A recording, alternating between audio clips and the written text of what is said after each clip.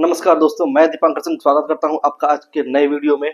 आज हम एक ऐसे मुद्दे पर बात करने जा रहे हैं जो जिसने पूरी दुनिया को पूरी तरह से हिला कर रखा है। जी हां, आप सही समझ रहे हैं। खेमनई जो ईरान के सुप्रीम लीडर हैं, उनकी मौत हो चुकी है। इजराइल और अमेरिका के संयुक्त ऑपरेशन द्वारा उनके निजी कार्यालय में हमला कर उन्हें मार दिया गया। यह हमला उस वक्त हुआ जब खेमनई अपने कोर कमांडर के साथ मीटिंग कर रहे थे और अचानक उन पर एक के बाद एक बमों की वर्षा हो गई। कहा जा रहा है कि उन पर 30 बम दागे गए उनके कार्यालय पर। जब उनकी मौत की पुष्टि हुई तब पूरे ईरान में मातम का माहौल छा गया, जहां पर सड़कों पर लोग निकलकर उनका मातम मनाने लगे। जब उनके सुप्रीम कमांडर की मृत्यु हुई, पूरा ईरान सड़कों पर था, इस भय के बिना कि उनके ऊपर भी कोई मिसाइल द्वारा हमला हो सकता है। जहां तक बात करें अमेरिका और इजराइल द्वारा इस संयुक्त ऑपरेशन की, अमेरिका ने रात में ट्वीट करके कहा अपने एक्स हैंडल पर कि ईरान के सुप्रीम कमांडर खेमनई को मार दिया गया है। अब ईरान के लोगों पर निर्भर करता है कि वो अपने यहाँ लोकतंत्र की स्थापना करे। और यह एक तरह से सीधा संदेश दिया उन्होंने कि जो भी अमेरिका के खिलाफ जाएगा या जो भी अमेरिका से बढ़कर आगे जाएगा, अमेरिका उसे नहीं छोड़ेगा। ये एक तरह से सीख है पूरे विश्व के लिए कि वो विश्व के तमाम देश इस चीजों को समझें कि अब जो चीजें होने जा रही हैं आगे, उसमें कहीं से भी आप समझौते या मीटिंग या कोई वो जो बैठक होती है जहां पर डील की जाती है या फिर यह निर्णय लिया जाता है कि कोई भी देश किसी भी देश पर यूं ही आक्रमण नहीं कर सकता। अब वो दिन बीत गए।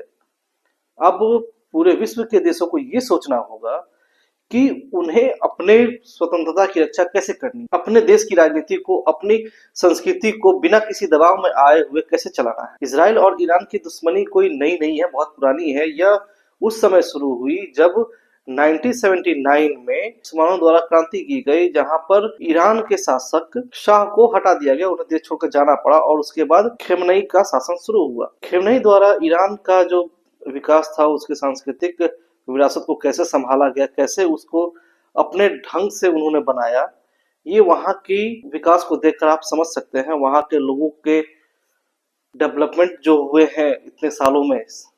86 वर्षीय खेमनई ने 37 सालों तक शासन किया। उन्होंने अपने शासन के क्रम में ईरान को अपने धार्मिक और सांस्कृतिक अनुरूप से ही ढाला। लेकिन बाद में जब अमेरिका से संबंध उनके ज्यादा खराब हो गए तो अमेरिका द्वारा बार बार दबाने का प्रयास किया गया। उनके द्वारा बार बार यह कहा गया कि आपको अपने शासन में परिवर्तन लाना होगा, जिसके लिए खेमनई कभी भी राजी नहीं हुई। इसी के परिणाम स्वरूप इजराइल के साथ मिलकर खेमनई की हत्या कर दी गई। अब जहां की युद्ध शुरू हो चुका है, ईरान और अमेरिका, इजराइल, ये तीनों देश आपस में लड़ रहे हैं। हालांकि खबर ये भी सुनने को आ रही है कि ईरान द्वारा अमेरिका के F-15 फाइटर जेट को गिराया गया, एक दो फाइटर जेट को गिराया गया। लेकिन सच्चाई क्या है, अभी इसकी पुष्टि होनी बाकी है। हम कह सकते हैं कि शिया मुसलमानों में बहुत ही गहरा आक्रोश भर चुका है। पूरे विश्व के शिया मुसलमानों द्वारा जगह जगह पर आंदोलन कर अमेरिका की इस बर्बरता के ऊपर बहुत ही बुरी तरीके से टिप्पणी की जा रही है, जिसके बाद से ही पूरे मुस्लिम समाज में एक संदेश ये भी गया है कि अमेरिका मुस्लिम देशों के साथ कैसे व्यवहार करता है। यह इतिहास कोई आज का नहीं है, आप जॉर्ज बुश के समय से भी देख सकते हैं। जब 2003 में इराक के तानाशाह सद्दाम हुसैन को इस आधार पर गिरफ्तार कर लिया गया और उन्हें 2006 में फांसी दे दी गई कि उनके द्वारा जैविक हथियार और विनाशकारी हथियार का निर्माण किया जा रहा है या बनाया जा रहा है और उनका संबंध अलकायदा से है। और इससे पहले भी जब 2001 में अलकायदा के लीडर ओसामा बिन लादेन द्वारा 9/11 का हमला किया गया, जिसमें वर्ल्ड ट्रेड सेंटर को निशाना बनाया गया, उस समय भी अमेरिका ने अफगानिस्तान और तालिबान के ऊपर, अफगानिस्तान मुख्यतः अफगानिस्तान पर युद्ध थोप दिया कि उस समय अफगानिस्तान पर तालिबान का शासन था और अमेरिका द्वारा यह कहा गया कि वो ओसामा बिन लादेन को सौंपे। तालिबान ने साफ मना कर दिया, जिसके बदले में अमेरिका ने युद्ध किया। और 2011 में अमेरिका ने उसामा बिन लादेन को पाकिस्तान से पकड़ा और उन्हें वहां मारा। तो ये एक सीधा साफ संदेश है पूरे विश्व के लिए कि विश्व अब किस नए राह पर चल चुका है, जहां पर समझौते से काम नहीं चलेगा। अब कोई भी देश किसी भी देश की बात मानने को मजबूर नहीं। With great power come great responsibility, आपने सुना होगा, बात कही गई थी फिल्म के माध्यम से। और एक फिल्म ये भी थी ट्रांसफॉर्मर में, जहां पर कहा गया था नेतृत्व का सम्मान मिलता नहीं, कमाना पड़ता है। तो आप देख रहे हैं कि विश्व की सबसे शक्तिशाली या यूं कहें सबसे पुराना लोकतंत्र ही जब तानाशाही पर आमादा हो जाए तो विश्व के और देश क्या करेंगे। हालांकि इसराइल और ईरान के बीच विवाद थे, उनका प्रॉक्सी वार के द्वारा वो आपस में लड़ रहे थे, जबकि दोनों आमने सामने नहीं थे। लेकिन इस बार हाल ये है कि इसराइल सीधे तौर पर ईरान पर हमला करता है, वो खेमनेई को मारता है और पूरे विश्व में डोनाल्ड ट्रंप द्वारा यह बताया जाता है कि खेमनेई को मार दिया गया है। जब खेमनेई की मृत्यु हुई तो ईरान के लोगों ने उसे शहीदों के सबसे ऊंचे पायदान पर लाकर रख दिया। आप समझ सकते हैं, करबला में जब हुसैन साहब की मृत्यु हुई थी, वो जब शहीद हुए थे, तो आज भी मुहर्रम के समय उनकी मौत को जिया जाता है। उसी पायदान पर खेमनेई को भी लाकर खड़ा कर दिया गया है। पूरे विश्व के शिया मुसलमान आक्रोश से भरे हुए हैं। युद्ध जारी है, चारों तरफ एक अलग ही डर का माहौल बना हुआ है। आगे समय में हमें ये देखना होगा कि इस युद्ध का क्या परिणाम में निकलता है। बहरहाल सबसे अहम बात यह है कि यदि अभी ऐसा होता है, जब अमेरिका के से पूरे देश टैरिफ वार लड़ रहे थे, तो और ये अचानक युद्ध, ये पूरी तरीके से जियोपॉलिटिक्स का नक्शा ही बदल देता है। जब अमेरिका ने वेनेजुएला पर हमला किया और वहां के राष्ट्रपति को रातों रात अगवा कर लिया, तब विश्व के देशों में बहुत ही कहा सुनी हुई, बहुत ही क्रिटिसिज्म हुआ। और उसके बाद डोनाल्ड ट्रंप ने ग्रीनलैंड को अपने हथियाने का प्रयास किया, तो भी यूरोपीय यूनियन द्वारा, यूरोपियन देश कंट्री द्वारा ग्रीनलैंड में अपनी सेनाएं भेजी गई और साफ हिदायत दी गई कि यदि अमेरिका अपनी इन हरकतों से बाज नहीं आता तो वो युद्ध के लिए तैयार रहे। यूरोपियन कंट्रीज भी एक हो गए थे। लेकिन जब ईरान पर ऐसा हमला हुआ है तो पूरा विश्व के, यहाँ तक कि यूरोपीय यूनियन कहे, कोई भी देश कुछ नहीं बोल रहा। इसका क्या मतलब होता है आपको समझना चाहिए। जब ग्रीनलैंड की बात थी तो पूरा विश्व एक था, और जब ईरान पे हमला हुआ है तो कोई कुछ। ईरान पर जब हमला हुआ उसके बाद बहुत सारे एयरपोर्ट्स बंद कर दिए। कुवैत के एयरपोर्ट बंद है, दुबई के एयरपोर्ट बंद है, और खतरा अभी पूरे मिडिल ईस्ट के देशों पर है कि किस देश पर कब बम वर्षा हो जाए, ये कुछ कहा नहीं जा सकता। इस खौफ के माहौल में लोग जीने को मजबूर हैं। आपको बता दूं कि जब खेमनेई को ईरान छोड़ने के लिए कहा गया तो उन्होंने कहा कि मैं अपने 90 मिलियन ईरानियों को छोड़कर बाहर नहीं जाऊंगा, उन्हें अकेला नहीं छोड़ूंगा, यदि उन सबको जाने का व्यवस्था हो तो ही मैं जाऊंगा। तो ये कहकर उन्होंने सभी ईरानियों के दिल में अपनी जगह बना ली। इसराइल जब आजाद हुआ, जब वो एक नया मुल्क बना था, तो ईरान ही ऐसा देश था जिसने उसे स्वीकार किया था। 1947 से 1979 तक का जो पीरियड था वो एक हनीमून पीरियड था, जहां पर इसराइल ने ईरान की बहुत मदद की थी खुफिया तंत्र को विकसित करने में, और ईरान ने भी इसराइल की मदद की थी ड्रोन वगैरह के विकास में। लेकिन जब ये मुस्लिम क्रांति हुई, उसके बाद से जब वहां पर जो शाह का शासन था ईरान में जब हटा, तो नए शासन की स्थापना हुई, जिसके बाद इसराइल से ईरान के संबंध पूरे तरीके से खराब हो गए।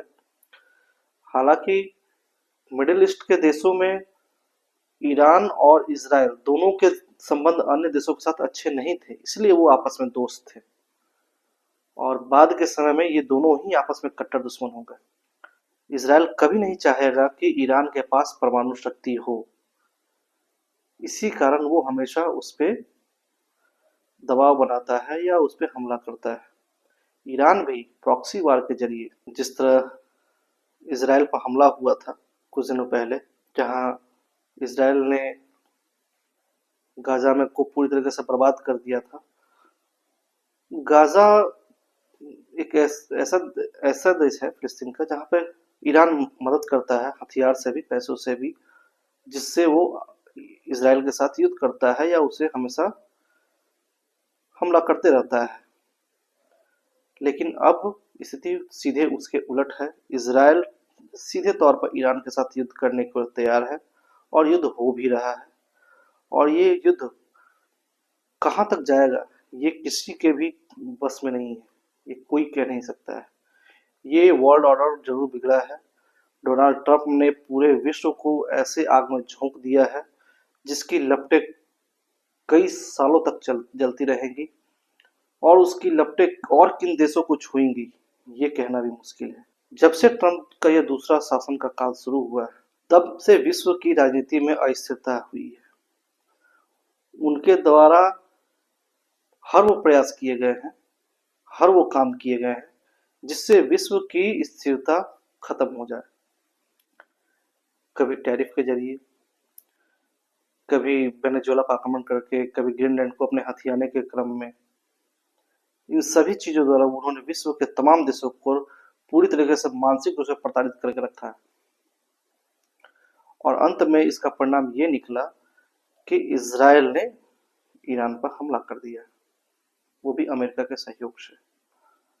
आज दोनों देश इस युद्ध को देख रहे हैं और इसमें कितनी तबाही होगी कुछ कहा नहीं जा सकता है दोस्तों। आने वाले समय में विश्व के तमाम देशों को ये सोचना होगा कि उनकी अपनी विदेश नीति क्या होगी, उनके अपने किस देशों के साथ संबंध सही होंगे।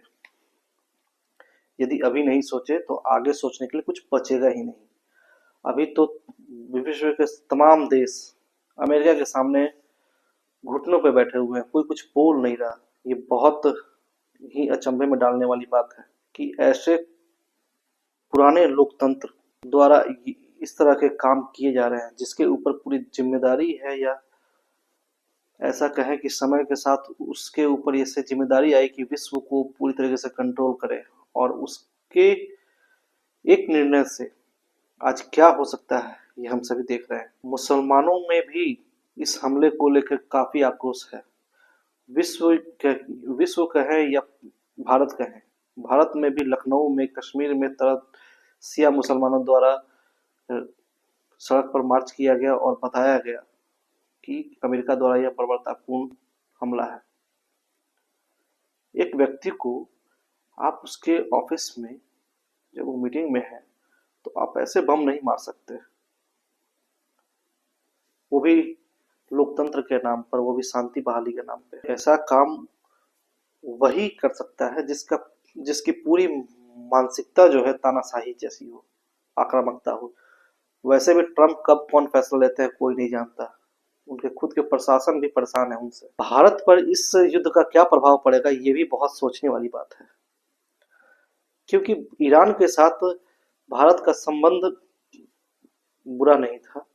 चारबहार में भारत द्वारा पोर्ट का निर्माण किया जा रहा है, हो भी गया है। और यदि युद्ध लंबे समय तक चलता है तो विश्व का जो 20% तेल ईरान के रास्ते आता है वो पूरी तरीके से बर्बाद हो ही जाएगा। ईरान द्वारा भी जगह जगह पर कंटेनरों पर हमला किया जा रहा है, जो सिर्फ तेल को एक देश से दूसरे देश ले जाते हैं या ढोते हैं, उस पर हमला हो रहा है। सोचने वाली बात ये भी है कि यदि यही हालत रहा तो विश्व में तेल की कीमतों पर बहुत बुरा प्रभाव पड़ेगा आने वाले समय में, कि कैसे भारत अपनी अर्थव्यवस्था को सही तरीके से चलाए, अपने तेल की खर्च को फिर कैसे वो मैनिपुलेट करता है मार्केटिंग में, और अन्य देशों के साथ वो कैसे संबंध रखता है जिससे तेल की कीमतें स्थिर रहें भारत में। भारत को भी अपने दृष्टिकोण में बदलाव लाना होगा और अमेरिका के लिए जो उनका नजरिया है उन्हें बदलने का प्रयास करना होगा, क्योंकि यदि अभी नहीं बदले तो आगे समय हाथ नहीं आएगा। आगे समय निकल चुका है, भारत को अपना पूरा वैश्विक राजनीति जो होती है, जो फॉरेन पॉलिसी है, उसको पूरी तरीके से चेंज करना होगा और इस हिसाब से लाना होगा कि भारत को कभी ऐसे दबाव का सामना ना करना पड़े, भारत के लोगों को ऐसे अमेरिका के तानाशाही का बर्बरतापूर्ण आक्रमण का सामना ना करना पड़े। यदि अभी ऐसा हाल है तो यदि चीन ताइवान पे हमला करता है तो कौन उसे रोकने जाएगा, ये सवाल बहुत बड़ा है।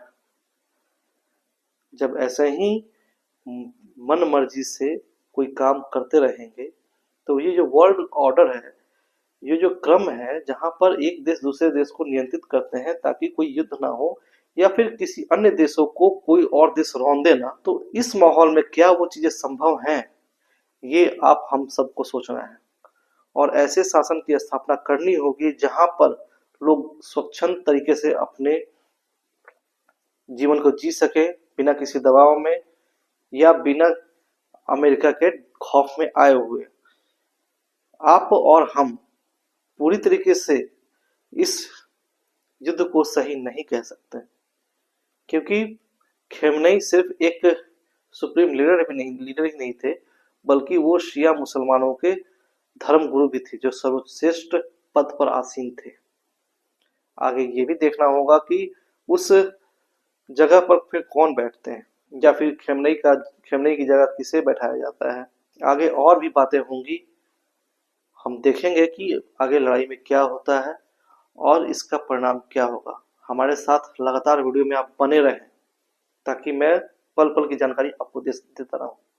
यदि आपको वीडियो पसंद आया हो तो वीडियो को शेयर करें, वीडियो को लाइक करें और चैनल को सब्सक्राइब जरूर करें ताकि और लोगों तक भी ये बातें पहुंच सके। नमस्कार।